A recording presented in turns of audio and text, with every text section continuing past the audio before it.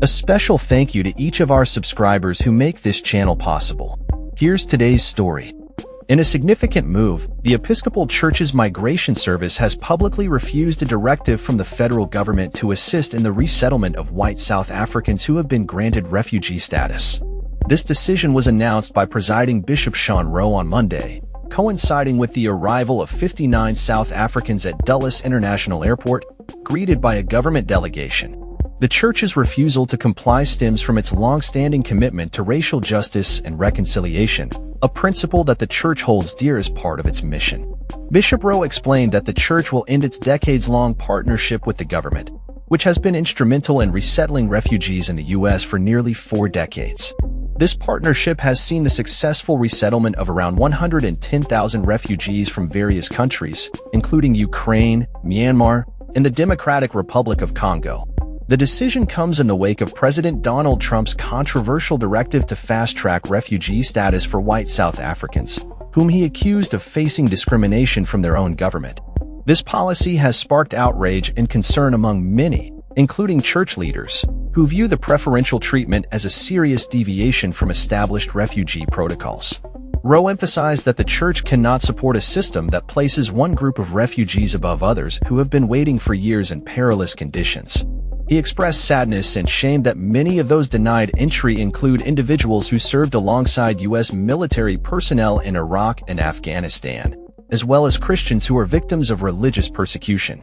The Episcopal Church's decision highlights a broader ethical dilemma regarding the treatment of refugees and the principles of equity and justice. Rowe stated that the Church intends to find alternative ways to support immigrants, both those already in the U.S. and those stranded abroad. This refusal to comply with the government's directive has drawn attention to the ongoing tensions between the Episcopal Church and the Trump administration, marking yet another instance of conflict over immigration policies.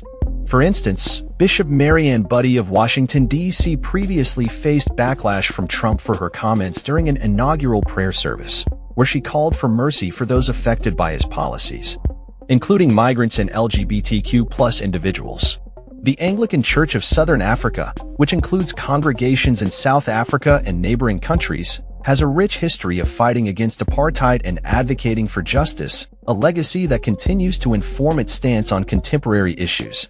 In contrast to the Episcopal Church's position, another faith-based organization, Church World Service, has expressed willingness to assist in the resettlement of the South African arrivals. CWS President Rick Santos criticized the government's decision to expedite the admission of Afrikaners while neglecting other refugee populations in dire need. He affirmed CWS's commitment to serving all eligible refugees, regardless of their background, emphasizing that their faith compels them to treat each person with dignity and compassion. As the situation unfolds, the Episcopal Church's stance may encourage further dialogue about the ethical responsibilities of faith-based organizations in refugee resettlement and the importance of maintaining a just and equitable system for all who seek refuge in the United States. This development raises questions about the future of refugee policies under the current administration and the role that religious organizations will play in advocating for vulnerable populations. The Episcopal Church's decision to withdraw from its partnership with the government reflects a profound commitment to its values and principles, even in the face of political pressure. The Church's action serves as a reminder of the ongoing struggles for justice and equality that continue to shape the landscape of immigration and refugee resettlement in the United States. That's all for this story. We upload videos every day covering many different subjects, so hit that subscribe button to stay informed.